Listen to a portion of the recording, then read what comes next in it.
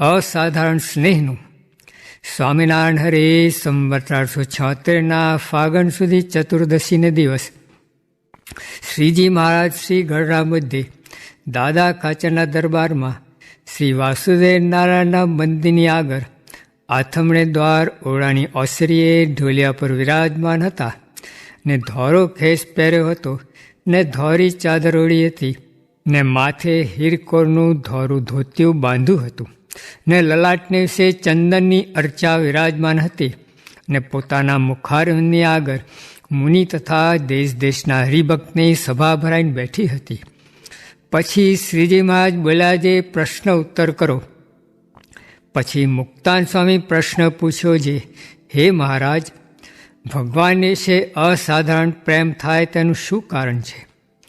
પછી શ્રીજી મહારાજ બોલ્યા, જે એક તો ભગવાનનો વિશ્વાસ હોય, જે આ મને મળ્યા છે તે નિશ્ચય જ ભગવાન છે, તથા આસ્તિકપણું હોય, તથા ભગવાનના જે ઐશ્વર્ય તેને જાણે, જે આ ભગવાન છે તે બ્રહ્મમોલ, ગોલોક, શ્વેતદીપ એ આદિક સર્વે ધામના પતિ છે, તથા અનંતકોટી બ્રહ્માંડના પતિ છે, તથા સર્વના કર્તા છે, અને પુરુષ, કાળ, કર્મ, માયા, 3 ગુણ, 24 તત્વ, બ્રહ્માદિક દેવ એ કોઈને આ બ્રહ્માંડના કરતા જાણે નહીં. એક ભગવાન પુરુષોત્તમને જ કરતા જાણે અને સર્વના અંતર્યામી જાણે. એવી રીતની સમજણ સહિત જે પ્રત્યક્ષ ભગવાનના સ્વરૂપને વિશે નિશ્ચય, તે જ પરમેશ્વરને વિશે અસાધારણ સ્નેહનું કારણ છે. પછી વળી મુક્તાન સ્વામી પૂછ્યું, છે એવો ભગવાનનો મહિમા પણ જાણતો હોય અને અસાધારણ હેત ના થાય તેનું શું કારણ છે? પછી શ્રીજી મહારાજ બોલ્યા, છે જો એ ભગવાનનો આવો મહિમા જાણે છે તો એને ભગવાન વિશે અસાધારણ હેત છે, પણ એ જાણતો નથી. જેમ હનુમાનજીમાં અપાર બળ હતું પણ કોઈના જણાવ્યા વિના જણાનું નહીં, અને જેમ પ્રલંબાસુર બળદેવજીને લઈ ચાલ્યો ત્યારે પોતામાં બળ તો અપાર હતું પણ પોતે જાણતા ન હતા. પછી જ્યારે આકાશવાણીએ કહ્યું ત્યારે જાણ્યું. તેવી રીતે એ ભક્તને ભગવાનને વિશે અસાધારણ પ્રીતિ તો છે પણ જણાતી નથી. પછી વળી મુક્તાન સ્વામી પૂછ્યું, છે એ પ્રીતિના બળને જણાયાનું શું કારણ છે? પછી શ્રીજી મહારાજ બોલ્યા, છે સત્સંગ અને સત્શાસ્ત્રનું શ્રવણ કરતે સતે અને ભગવાન વિશે અસાધારણ પ્રીતિ છે તે જણાઈ આવે છે. પછી વળી મુક્તાન સ્વામી પૂછ્યું, છે દેશ, કાળ અને ક્રિયા તે ભૂંડા થાય અથવા ભલા થાય તેનું કારણ તે સંગ છે કે કોઈ બીજો છે? પછી શ્રીજી મહારાજ બોલ્યા, છે દેશ તો પૃથ્વી કહેવાય તે સર્વ ઠેકાણે સરખો છે અને કાળ પણ સરખો છે, પણ અતિશય જે મોટા સમર્થ પુરુષ હોય તે જે દેશમાં રહેતા હોય તેને પ્રતાપે કહીને ભૂંડો દેશ હોય, ભૂંડો કાળ હોય, ભૂંડી ક્રિયા હોય તે સર્વે સારા થઈ જાય છે, અને અતિશય ભૂંડા પાપી પુરુષ જે દેશમાં રહેતા હોય તેને યોગે કહીને સારો દેશ ને સારી ક્રિયા અને સારો કાળ હોય તે પણ ભૂંડા થઈ જાય છે. માટે શુભ અને અશુભ એવા જે દેશ, કાળ ને ક્રિયા તેના હેતુ તો પુરુષ છે. તે પુરુષ જો અતિશય સમર્થ હોય તો સર્વ પૃથ્વીમાં દેશ, કાળ અને ક્રિયા તે પોતાના સ્વભાવ પ્રમાણે પ્રવર્તાવે, ને તેથી ઉતરતો હોય તો એક દેશમાં પ્રવર્તાવે, ને તેથી ઉતરતો હોય તો એક ગામમાં પ્રવર્તાવે, ને તેથી ઉતરતો હોય તો એક ફળી તથા એક પોતાનું ઘર તેમાં પ્રવર્તાવે. એવી રીતે એ શુભ અશુભ જે દેશ, કાળ અને ક્રિયા તેના હેતુ તો શુભ ને અશુભ એ 2 પ્રકારના પુરુષ છે. ઇતિ વચનામૃતમ. એવી રીતે ગઢડા પ્રથમ પ્રકરણનું 59મું વચનામૃત જે તે થયું. સ્વામિનારાયણ હરે સ્વામીએ વાત કરી, જે આ સાધુ જેવા છે એવા જણાય તો તેને મૂકીને છેટે ખસાય નહીં. તે કાંઈ ચમત્કાર જણાવે તો વ્યાપકાનંદ સ્વામીની પેઠે બંદીખાના થાય. માટે કાંઈ નથી દેખાડતા તે પણ ઠીક છે. સ્વામિનારાયણ હરે સ્વામીએ વાત કરી, જે બકરા, ગાયું, ભેંસું ને ઊંટ એ સર્વે વાડામાં રહે, પણ વાઘ હોય તે વાડામાં પુરાય નહીં. તે મુમુક્ષુ હોય તે કોઈ મતમાં કે વિષયમાં બંધાઈ રહે નહીં, એમ મહારાજ કહેતા. અને મહારાજ વિરાજતા ત્યારે પણ જેણે સમાગમ કર્યો નથી ને આજ પણ જે મોટા સંતનો સમાગમ નથી કરતા તેને શું વધુ બુદ્ધિવાળા સમજવા? માટે બુદ્ધિ તો એટલી જ જે મોટા સાધુથી શીખે ને મોક્ષના કામમાં આવે, બાકી બુદ્ધિ નહીં.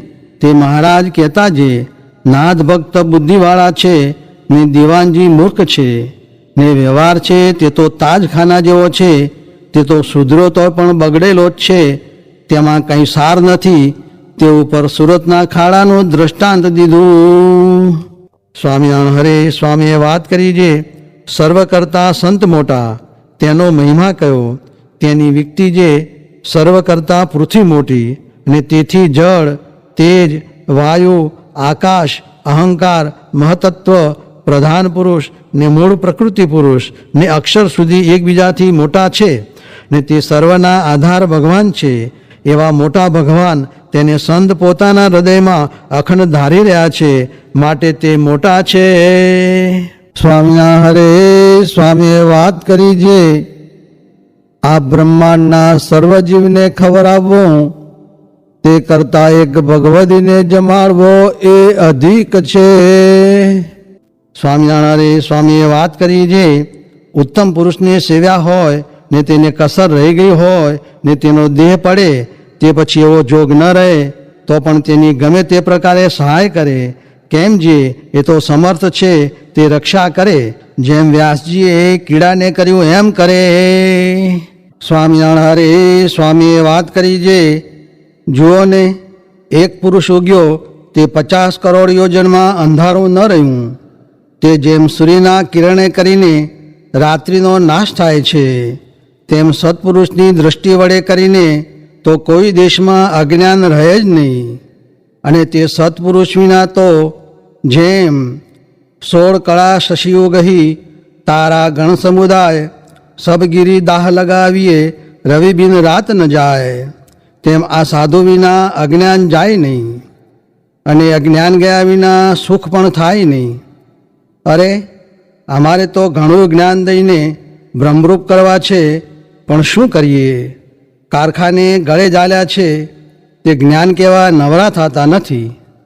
કેમ જે જેમ જબરા ખેડૂને વેર અપરવારે ગયું તે નવરા થાય નહીં, ને વેર વાળવા જાય જ નહીં, તેમ અમારું જ્ઞાન અપરવારે ગયું. પણ હવે સાધુ સત્સંગીને મારી પાસે રાખીને વાતું જ કરવી છે, જેણે કરીને ભ્રમરૂપ થઈ જાય. એમ કહીને બોલ્યા જે વાતો સાંભળી લેજો, પછી આવો જોગ મળો બહુ દુર્લભ છે, માટે સમાગમ તો કરી લેજો.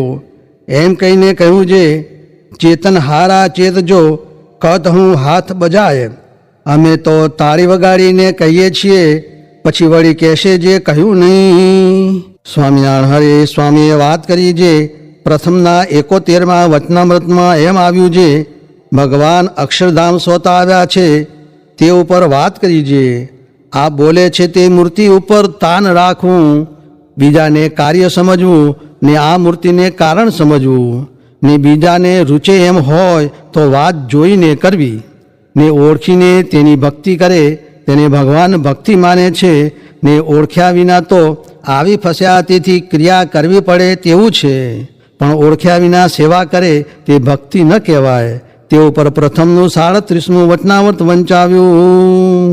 સ્વામિનારાયણ હરે સ્વામીએ વાત કરી જે ગ્રસ્ત છે તે તો આત્માનું જ્ઞાન જાણે નહીં, માટે જેને ભગવાનને વિશે તથા મોટા સાધુ સાથે એ જ છે તેને કાંઈ કરવું રહ્યું નથી. તે ઉપર મધ્ય પ્રકરણનું 9મું તથા વરતાલનું 11મું વચનામૃત વિચારવા એ બેનો એક ભાવ છે. સ્વામિનારાયણ હરે સ્વામીએ વાત કરી જે કામ, ક્રોધ, માન, ઈર્ષા અને દેહાભિમાન એ સર્વે મૂકશે ત્યારે ભગવાન ને ભગવાનના સાધુ રાજી થશે. સ્વામિનારાયણ હરે સ્વામીએ વાત કરી જે હે પરમહંસો, સ્ત્રી રૂપી તરવારે કરીને કોણ હણાણો નથી, ને હે પરમહંસો દુઃખ દેવાને અર્થે જોબન અવસ્થા તે ચડતું પગથિયું છે, તેમાંય તપે, વ્રતે, જોગે ને છેલ્લી વાર આવા સાધુને સંગે કરીને આ જોબન અવસ્થા તરવી ને ભગવાનમાં જીવ જોડવો.